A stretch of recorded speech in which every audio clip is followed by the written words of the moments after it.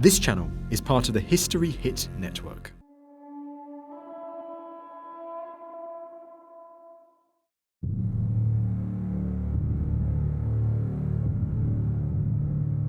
In 26 AD, a soldier called Pontius Pilate was sent to Judea to impose order on a troublesome Roman province.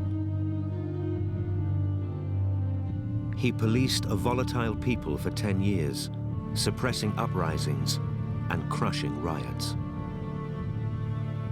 But the historical account of Pilate's long career has been overshadowed by a single event: the trial and execution of Jesus. According to the Gospels, Pilate condemned Jesus on the accusation of the Jews and then washed his hands of the whole affair.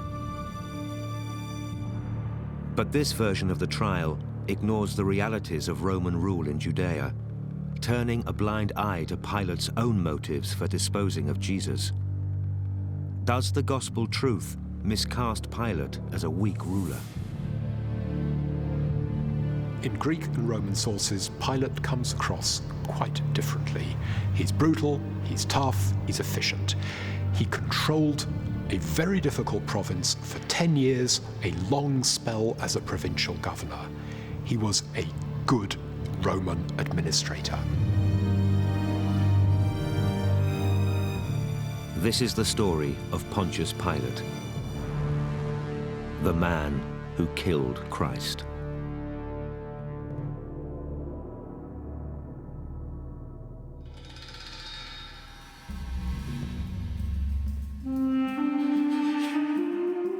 Jerusalem, crucible of world faiths, but a city cursed by a weight of religious enmity.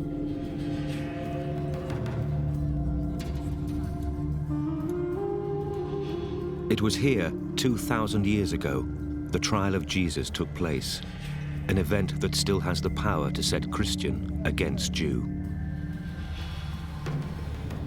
The trial was Roman justice. A Roman prefect judged an enemy of Rome and meted out a Roman punishment: crucifixion. Yet the accepted account derived from the gospel absolves Pilate of real blame. It's the Jews who surround Pilate's palace and coerce him to do their dirty work. "What should I do then with Jesus who is called Christ?" Pilate asked. And they answered, "Crucify him." There's been a very long tradition of the Christian church blaming the Jews, and the basis for this can be seen in the New Testament accounts of the trial of Jesus. It's the Jews who organize and manipulate the trial so that Jesus dies. The Romans are the unwilling participants who never want to see this, who would stop it if they could. This is completely spurious history. History Hit is like Netflix, just for history fans, with exclusive history documentaries covering some of the most famous people and events in history just for you. Our extensive catalogue of documentaries covers everything from the rise of Hannibal Barca to the illustrious treasures of King Tut. So sign up today for broadcast quality documentaries uncovering the mysteries of the ancient world. We're committed to bringing history fans award-winning documentaries and podcasts that you cannot find anywhere else. Sign up now for a free trial, and Odyssey fans get 50% off their first 3 months. Just be sure to use the code Odyssey at checkout. It is also the root cause of Christian anti-Semitism. The pogroms of medieval Europe, even the Holocaust itself, can be traced back to the scene in Matthew's Gospel where Pilate washes his hands. And the Jews accept upon themselves the blood guilt, a curse that has haunted them ever since.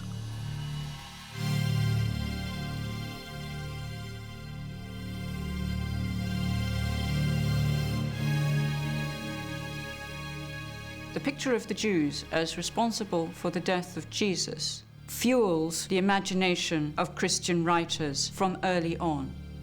And by late antiquity, medieval times, and well into the modern era, it poisons the minds of ordinary people who see in their Jewish neighbours, so many centuries afterwards, the killers of Jesus in first century Jerusalem. Pontius Pilate is the man at the heart of this controversy. The idea of blood guilt depends on Pilate bending under Jewish pressure. But the Romans had reasons of their own for killing Jesus. His trial was just one in a line of incidents in which a volatile people were put in their place by a harsh, no-nonsense prefect. Pilate has tended to be seen as a rather weak character. In actual fact, though, Pilate was really quite different. What we know about him from outside sources shows a competent, strong governor, not at all the weak character of the Gospels. The Roman historian Tacitus wrote, "The Romans make a desert and they call it peace." After 20 years as a Roman province, by 26 AD, Judea was still in a brutal stage of colonization. Tax rebellions had plagued the lives of Pilate's predecessors. A generation later, Judea would erupt in open revolt. Pilate arrived here with the job of securing a Roman peace. Judea was a pretty important place strategically. It was on the western edge of a very unsettled area, what we would now consider the Middle East. And so the men who were sent there from Rome tended to be soldiers first and diplomats second. If you look at the other governors of Judea, if you look particularly at those who preceded Pilate, they were a pretty violent bunch. We, after all, have only 3 crucifixions to attribute to Pilate, but Governor Gratus, who went there before him, crucified 200 at least. They were quite nasty men, most of them. The very name prefect shows us that Pilate's responsibility here in Judea was primarily a military one, because prefect is a military position. And most of the people would probably have had a military background. They would have been men who'd perhaps served in the armies in Germany, perhaps, or in the East. The emperor would have got to know about them, heard about their military successes, and thought that they would be useful in a province.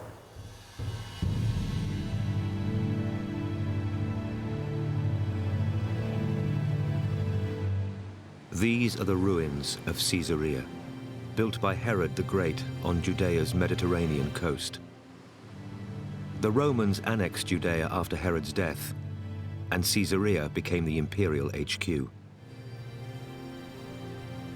It was a world of baths and temples and marbled terraces, an oasis of Roman civilization in a hostile land. Pilate lived here, a world apart from the Jews he'd come to govern. He had very probably met Jews before he went to Judea. There was a Jewish ghetto in Rome. Obviously, the ordinary Romans didn't go into it much, but they knew strange things about it, that the women were kept hidden, for example, that Jews never ate pork, that they didn't work on the Sabbath, which made Romans think they were dead lazy, and that they were circumcised. Romans were pruriently interested, they were fascinated by circumcision. So when Pilate goes to Judea, suddenly all these stories are all around him, and he has to deal with these very peculiar people. He's probably laughed at them in Rome and left them alone. Now he's got to work with them somehow. There was one famous story the Romans told about the Jews. When the Roman general Pompey ransacked Jerusalem a century earlier, he stormed the Temple of Solomon and entered the Holy of Holies, looking for treasure to loot and statues to destroy, but he found nothing. Just an empty space. It begged a question: how do you conquer a people with an invisible God?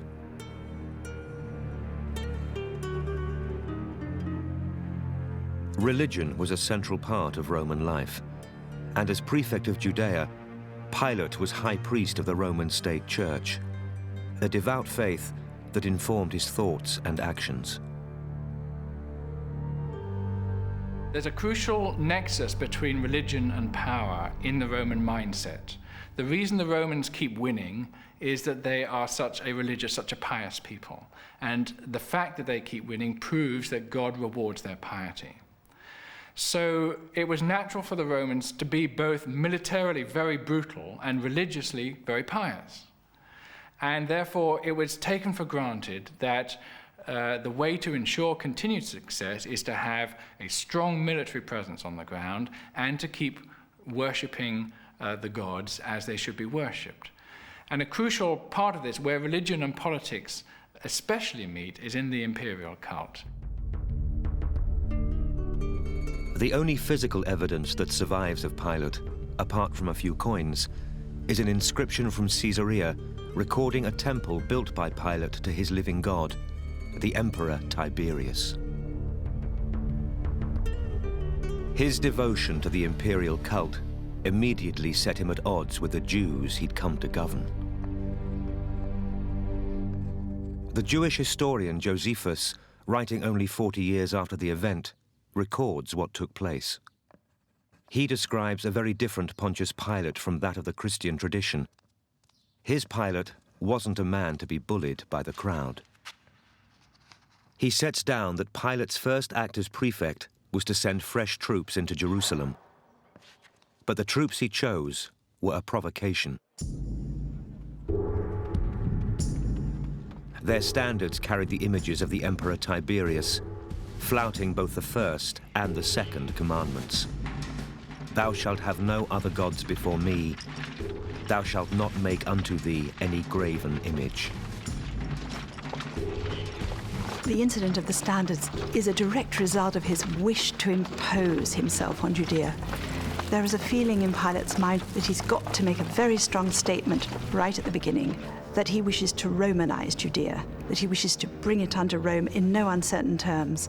And to do this, the first thing he does is to take the Roman standards with the image of Tiberius on them right into Jerusalem, which had never been done before.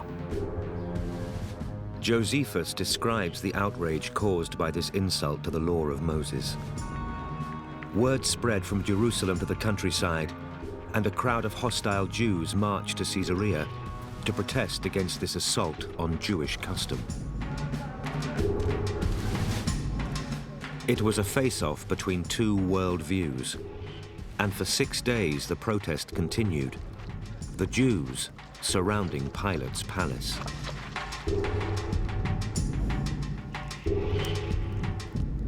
Pilate had underestimated how different Judea was from other provinces of the empire. Elsewhere, the emperor was worshipped alongside local gods, but the Jews would worship none but their own one God. For Pilate, to back down would be an insult to the emperor himself. Pilate, a soldier first, a diplomat second, staged a confrontation. He summoned the crowd to a stadium and sat on a dais above them, as if to answer their petitions. Instead, on his signal, troops surrounded the Jews in an act of blatant intimidation.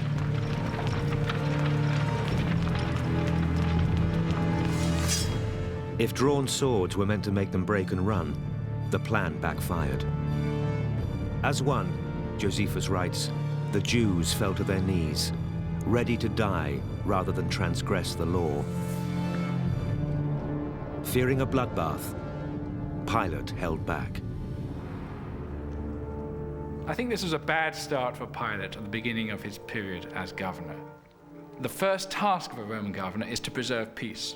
And rather than find himself raising the whole population in revolt, he decides he has to back down on this issue.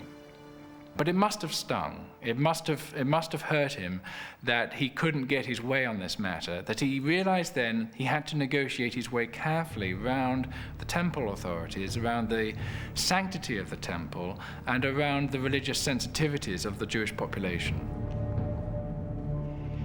The showdown at Caesarea taught Pilate a hard lesson.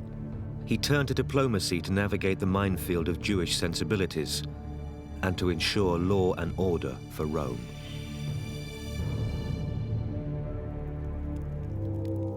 In 29 AD, Judea was a nation craving liberation, fulfillment of the ancient Jewish prophecy of freedom under God's rule. The Jews had a very long tradition of enslavement to foreign powers. The exile in Egypt, liberated by Moses. Captivity in Babylon, subjugation to the Persians, domination by the Greek rulers of the Seleucid Empire. This sequence of foreign domination stimulated the Jews to believe in themselves as a special nation, to believe in the imminent arrival of a liberator, a deliverer, a Messiah, who would overthrow the foreigners and give the Jews back the land of milk and honey, which they had been promised when in Egypt. North of Judea was the Galilee, a province so seditious the very word Galilean was synonymous with troublemaker. Here a rabbi had appeared, who'd soon fall under the watchful eye of Pontius Pilate. He preached of the coming kingdom of God. He was, in his way, a revolutionary. If we mean by revolutionary someone who is specifically targeting Roman power, then I don't think Jesus is a revolutionary in that sense. If we mean by it, did Jesus expect a radical change of political circumstances? The answer, I think, is yes, because he's talking about the coming of the kingdom of God. And the coming of the kingdom of God is going to completely reorder power relations. That will affect everybody, from the Roman governor down to the lowest person in the street. The people who followed Jesus, I believe, had a number of different expectations, and some of them would have had the simple longing to be cured as soon as it could be seen that he cured people. Some were following him as a persuasive speaker, and I think others clearly wanted political deliverance from this man, even though he was a mere man and had no army with him or anything of that sort. His very eloquence persuaded them that maybe he was the man who could deliver Judea from the Romans. In the Gospels, Pilate has a bit part in Jesus' story. In the account of Josephus, it's the other way round. Jesus wasn't the first so-called Messiah. Josephus lists several men before him who'd focused Jewish hopes. A slave called Simon, Athronges the shepherd, Judas the Galilean, John the Baptist. Each had challenged the ruling elite and been disposed of, killed either by the Romans or their Herodian allies. The Galilee in Pilate's time was a client kingdom of Rome. Responsibility for keeping order there was delegated to the second son of Herod the Great, Herod Antipas. Luke records there was no love lost between Pilate and Herod, though no reasons given for the acrimony. Pilate expected Herod to deal with local troublemakers, but unlike John the Baptist, Jesus avoided Herod's grasp, leaving him free to travel into Pilate's sphere of influence. 5 times he came south to Jerusalem for the feasts, and there he was most definitely Pilate's problem.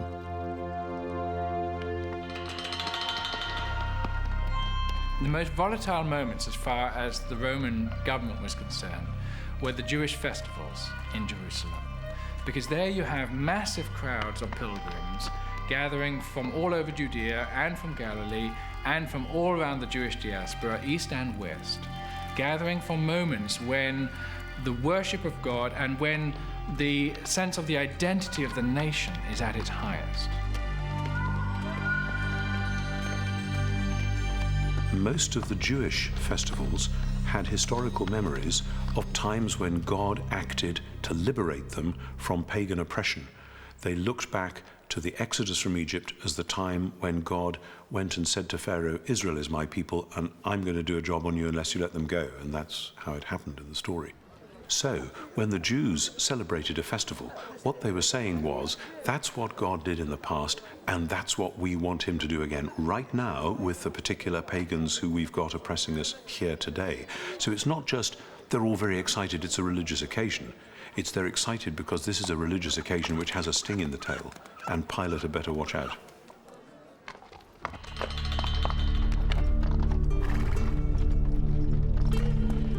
Three times a year, Pilate came to Jerusalem specifically to manage the volatile feast days. He brought fresh troops to bolster the Jerusalem garrison. He was bringing in troops precisely to make sure that law and order was maintained and that there was no rioting. And yet, ironically, the very presence of these troops in Jerusalem, in the crowded city, meant that rioting and disorder was actually much more likely. Josephus describes the hostility Pilate faced on these peacekeeping trips to Jerusalem.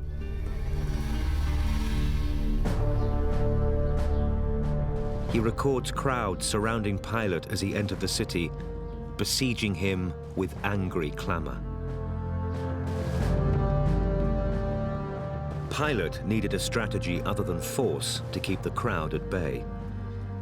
He employed a proven tactic used by prefects across the empire, forging alliances with the local aristocracy, the crowd's natural leaders. In Pilate's case, that meant the temple priests.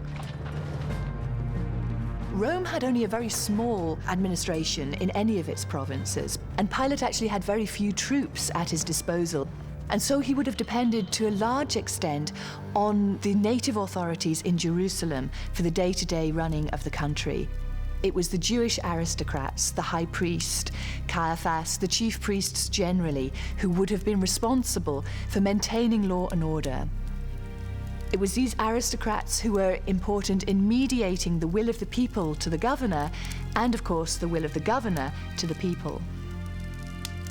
Pilate has the power, ultimately, to control what goes on in Jerusalem because he can hire and fire high priests. So they owe their very position as high priests to the favor of the governor.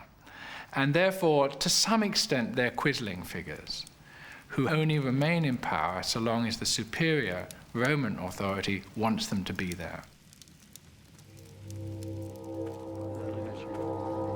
The problem for Pilate was that the people's loyalty to the priests was under strain. Their collusion with the Romans played badly with the crowd, and this popular resentment was fed by the arrival in Jerusalem of the Galileans and their rogue Messiah, Jesus. Many of the Gospels give the impression that Jesus only went to Jerusalem for that one final Passover festival.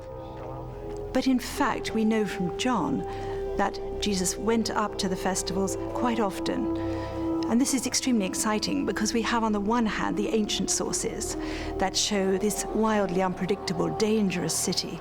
On the other hand, we have the Gospels saying Jesus was there, whipping up the crowd or doing his part to make them even more excited, adding to the difficulties and tensions of the whole place. I suspect the Romans were pretty puzzled about Jesus. They would have had quite good records. We know that Roman governors had spy networks and they kept information on potential troublemakers. They were pretty efficient at that sort of thing. And so the Romans are thinking to themselves when they get these reports about Jesus, who is he? What's he up to? What's his game? And it doesn't fit any of the normal models. They will have seen him as a potential threat because anyone who's gathering crowds is a threat. Anyone who is talking about God's kingdom is a threat. Anyone who knows anything about first century Judaism knows that kingdom of God talk means we want God to be king, not Herod, not Caesar, etc. Nevertheless, he wasn't doing the sort of things that you might have expected a kingdom of God movement to be doing. So I suspect they saw him as a potential enemy, but weren't actually quite sure how that was going to play out. Jesus never preached directly against the Romans. When it came to Pilate's allies in the temple, it was another matter. He attacked the priests as hypocrites and stirred up the crowd, challenging the supremacy of this Jewish elite. As far as we can tell, Jesus' attitude to the temple is that it was a wonderful central institution put there by God for Israel to come and worship and know God, but that now it was being made redundant. And as a sign of that redundancy, the present corruption of the priests and their eagerness for money and so on was just a symptom of something much deeper. Because Jesus was going around Galilee and Judea acting as if he were the temple in person. I mean, it's bizarre to say that. But when he says out there on the street, "My child, your sins are forgiven," everybody would think, You normally have to go to the temple to do that stuff. It's like a private individual approaching you on the street and offering to issue you a passport or a driving license. And it's not, does he think he's God? It's more, he is acting as if he is the place where and the means by which Israel's God is doing what he normally does in the temple. And that means that when he comes to Jerusalem, the place simply isn't big enough for both of them. Blasphemy! Blasphemy! Blasphemy! The Gospel of John describes a scene in which outraged priests attack Jesus for his presumption and urge the crowd to stone him. It was Pilate's job to police this kind of incident and take action against anyone who threatened the status quo.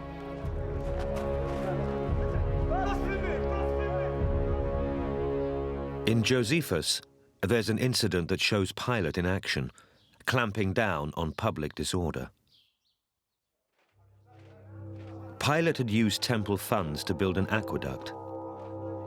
The crowd was angry at this deal between Pilate and the temple elite and surrounded the prefect's palace. With the priests compromised, it was up to Pilate to keep order.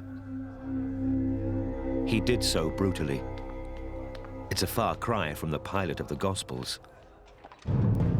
He gave instructions for soldiers to dress as civilians disguised in Jewish robes. Instead of swords, they carried wooden clubs. Outside, the anger of the crowd had turned to riot. In Josephus's phrase, a full torrent of abuse. Pilate gave the signal. His undercover troops moved in, isolating the troublemakers, clubbing some, arresting others. The Jews, Josephus says, caught unarmed by this prepared attack, withdrew, and thus the uprising ended.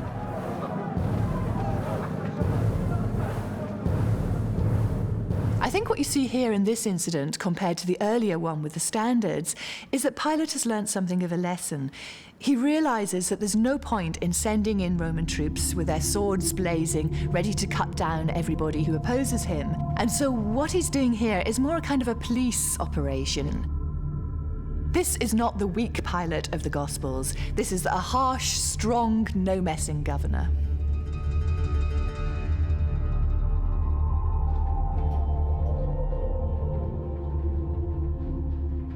The Gospels make no direct mention of the aqueduct riot. But there are cryptic clues hinting at these events. Luke talks of the Galileans whose blood Pilate mixed with their sacrifices. And then there's Barabbas, the man who, later in the trial of Christ, Pilate would offer to the crowd in a Passover amnesty. All we know of Barabbas is that, in Mark's words, he'd killed someone in the uprising. There's no doubting the violence of Roman rule in Judea, nor Pilate's readiness to be its brutal agent. Another holy festival had reached a bloody conclusion. At Passover, pilgrims would again come to Jerusalem, and Pilate would again have to exert his power. This time, the victim would be Jesus. There's only a short account of the Jesus affair in the pages of Josephus. He describes Jesus as a doer of startling deeds, a teacher of the people, condemned by Pilate to the cross. Josephus describes how, after Jesus' death, those that had loved him previously did not cease to do so, and up until this day, the tribe of Christians has not died out. He was writing 40 years after Jesus' death, at the same time the first Gospels were being compiled. They record the memories of men and women who'd followed Jesus and describe in detail the events of 1 week in the prefecture of Pontius Pilate.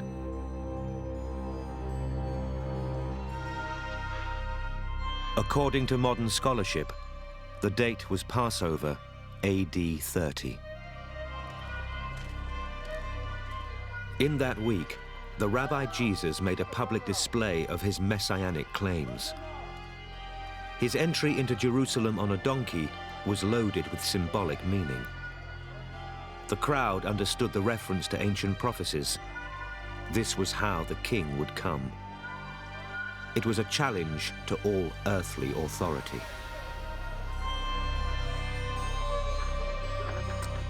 Next, Jesus moved to the temple, the seat of Pilate's Jewish allies. Here, he hit out against the money changers. These men were fulfilling a religious function, changing impure pagan coins, and by attacking them, Jesus attacked the temple itself. It is written! My house will be a house of prayer, but you have turned it into a den of robbers! This is an acted parable of judgment, of destruction. It's not a way of saying, there's too much commercialization here, we need to clean the place up. It's not a way of saying, we need to think about the meaning of the sacrificial system and do it with more integrity. It's a way of saying, this whole show is finished. If the commotion in the temple forecourt had been kept out of sight of the Romans, this might have remained a purely Jewish affair. But the Antonia fortress overlooked the temple, and for the priests, that posed a problem. They wanted their ally Pilate to deal with Jesus, but it would have to be on their terms. If word reached Pilate of this disturbance, and he reacted hastily, sending in the troops, the consequence would be disastrous. If pagan soldiers had come into the temple, that would have destroyed the whole purity system that was so vitally important to the temple, and it would have effectively made the whole feast, the whole cultic activity, null and void. To worship the one true God was the duty of the chosen people, not just for Israel, but for all mankind. Any disruption of this ancient ritual would upset the balance between God and man and have cosmic implications. Jesus was offering an alternative path to God, and this blasphemy threatened the smooth running of the Passover. It was vital Jesus be dealt with at the earliest opportunity, but outside the temple perimeter. According to Josephus, Pilate condemned Jesus because of an accusation made by the leading men amongst us. And there's no doubt the temple aristocracy played their part in Jesus' death. But over centuries of Christian tradition, that fact has become dangerously blurred, with all Jews damned by the actions of the temple elite. What we have to remember about the Gospel accounts is that they emerge from a Jewish world. The Gospel writers were Jews. When they wrote about the bitter conflict between the followers of Jesus and those who they believed had condemned Jesus to death, they wrote as Jews in conflict with other Jews. When the Gospels were read later by people who were not Jews, who did not understand inner Jewish controversies, the Jews were read as a very alien group, very other, and the Gospel's hostility towards the Jewish authorities is read as hostility towards all Jews of all times. At some point, an agreement was reached between Pilate and the priests, and plans made for Jesus to be arrested at night, away from the temple and out of sight of the crowd. Pilate's motives are clear. Jesus was a troublemaker who undermined his temple allies and threatened the peace of the Passover. But most of all, it was the title Messiah that provoked Pilate. Messiah, the Anointed One, Jesus, the King of the Jews. It was a direct challenge.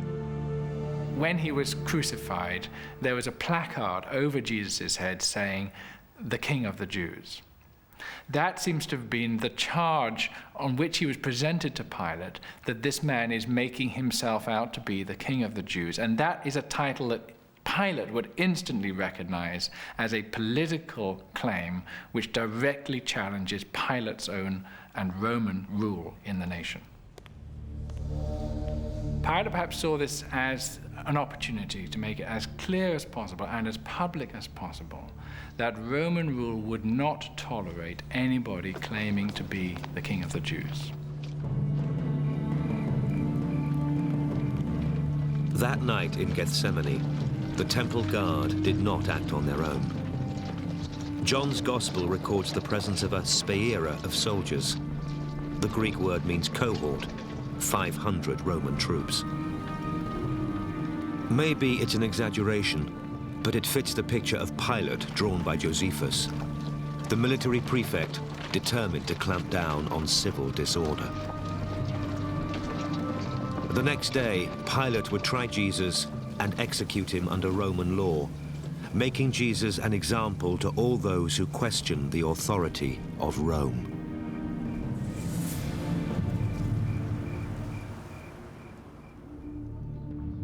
On the Passover, AD 30, Pontius Pilate crucified a man whose cult would one day sweep the Roman Empire. The morning of the day of the trial is one of the most fascinating moments in Pilate's life. Here, if you like, you have the moment when fate fingers him. But he would have got up as if it was an ordinary working day, which means that after he'd washed and dressed, he would have made his private devotions to the gods. He would have offered incense, he would have made his prayers, the way any Roman starts an ordinary working day. But how extraordinary it is for us to think that on this ordinary day for Pilate, he was going to have such a calamitous meeting, one that changed the course of history, if you like. According to the Gospels, Jesus spent the hours before his trial in the presence of Caiaphas, the high priest. It's one of several scenes that paints a damning portrait of the Jews. They goad Jesus and tear their robes in contempt.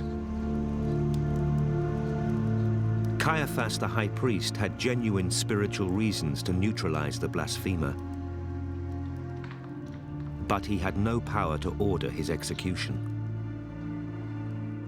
The only man with both motive and authority to see Jesus dead was Pontius Pilate. As far as the Romans were concerned, it had to be made absolutely clear that they and they alone were boss here. That if there were to be any leaders of the people of Judea, the Romans were going to appoint them. That's why they hired and fired high priests at will. And that therefore they were never going to allow some popular leader to arise from out the ranks of the Jewish population. The Romans were used in other provinces to native revolts, to people taking on kingly roles or leadership roles in Gaul, for instance, or in Britain. And their reaction was always swift and merciless. Put this down, we can't allow this. In John's account of the trial, the priests remained outside the palace to preserve their purity for the feast that would begin later in the day. Pilate came out to meet them, and right from the start he engaged in power play. "Take him yourselves," he said, "and judge him by your own law." "But we have no power to execute anyone," the Jews replied. His authority established, Pilate returned to the palace, and he called the prisoner inside for a private audience. The priests were left outside, excluded from the process of Roman law.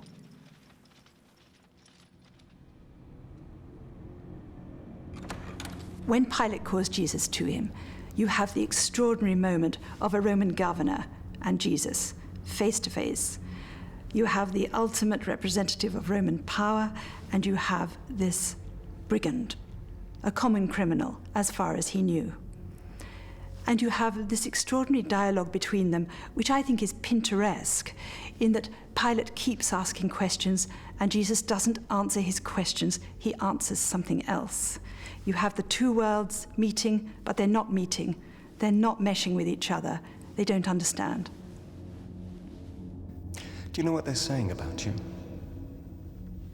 that you're the king of the Jews. Is it true? If I were an earthly king, my followers would have fought to prevent my arrest. My kingdom is not of this world. So you are a king? This is why I was born. This is why I came into the world. To testify to the truth. What is truth?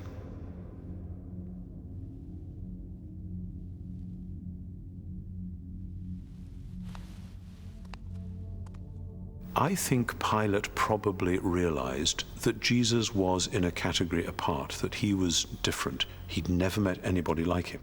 He may well have thought that Jesus was a deluded fanatic, that he was just mad. There were other mad people around who did silly things. Maybe Jesus was another one. And yet the sources imply, and of course they've been written up by Christians, that Pilate was also haunted by the clarity and the serenity and, in a measure, the silence of Jesus.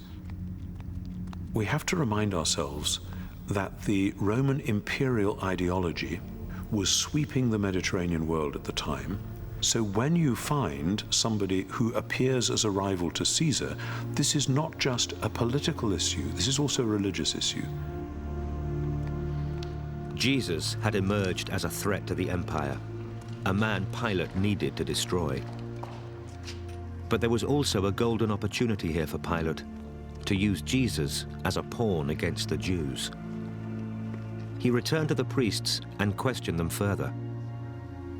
They described how Jesus had caused trouble all the way from the Galilee, at which point Pilate sent Jesus to Herod Antipas. In the Christian tradition, this episode is presented as evidence of Pilate's weakness. He is passing the buck. Alternatively, Pilate saw here a way to repair a broken relationship. By offering Herod a role in the governance of Judea, he could bring an important ally back on board. The gesture worked. Herod satisfied his curiosity, questioning Jesus, and sent him back to Pilate. According to Luke, that day, Herod and Pilate became friends. But Pilate had even more to gain from this trial. He could use it to strengthen his authority over the Jews, priests and crowd alike. He staged a piece of theater, using as bait the prisoner Barabbas, arrested in an earlier disturbance.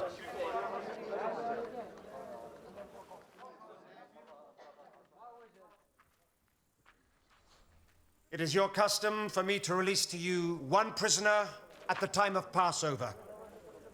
Should I release Barabbas or the King of the Jews? Barabbas!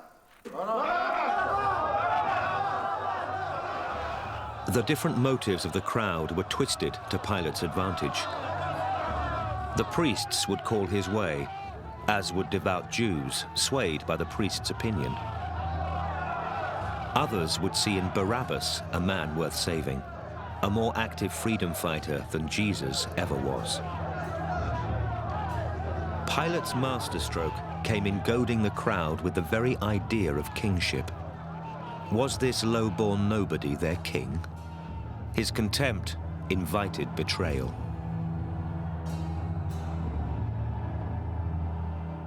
Pilate recognizes here a chance to establish as clearly as can possibly be established that the Jewish people do not have and will never have somebody they recognize as King of the Jews.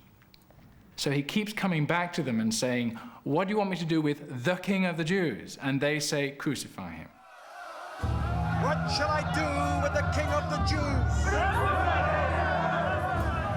And every time he uses that title, and every time they reply, crucify him, he is forcing them to concede that they do not have ultimate power, that no king of the Jews can arise here, that, as they put it in the gospel account, we have no king but Caesar. Shall I crucify your king?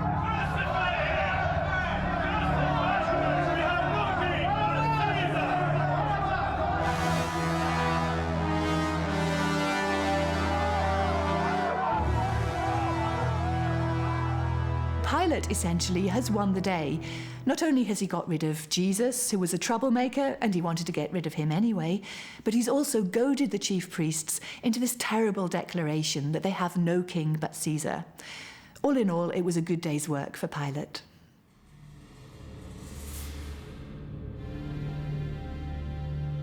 This interpretation of the trial is a version of history that fits the picture in Josephus of a strong, no-nonsense prefect.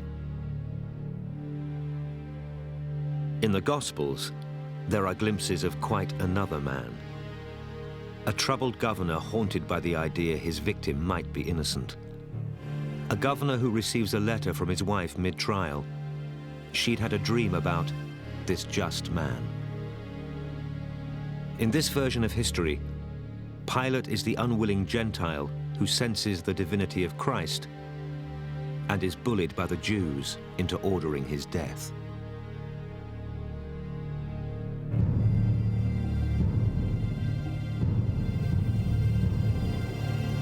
The fact is, Pilate dealt with Jesus the way governors all over the empire dealt with rebels. Killing the Messiah reaffirmed the authority of Rome. Jesus wasn't the first troublemaker Pilate had dealt with, nor was he the last.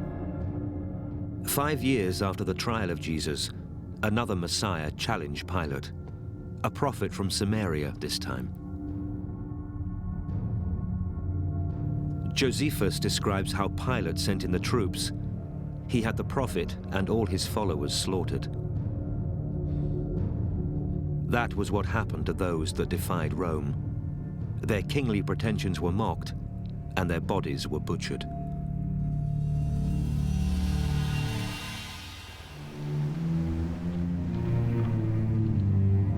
Even on the day of his crucifixion, Jesus wasn't alone. 2 other men were executed with him.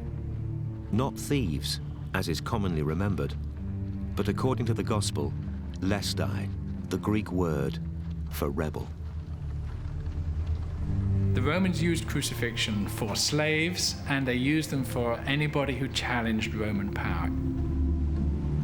Somebody you wanted to humiliate, you made die in a way that was public, where they were naked, where they were pinioned to a piece of wood, and therefore in the ultimately powerless position. So crucifixion is a public political statement that we have the power to take whoever challenges our authority, to pin them to a piece of wood, and to leave them to die.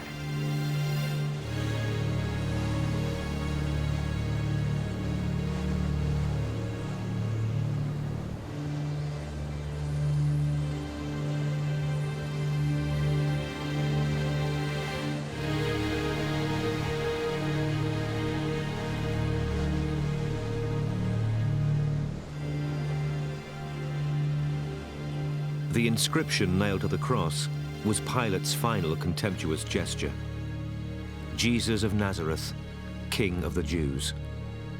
The priests complained and asked for it to read, "He said he was King of the Jews." But Pilate replied, "What I have written, I have written." It was an insult to the whole Jewish nation.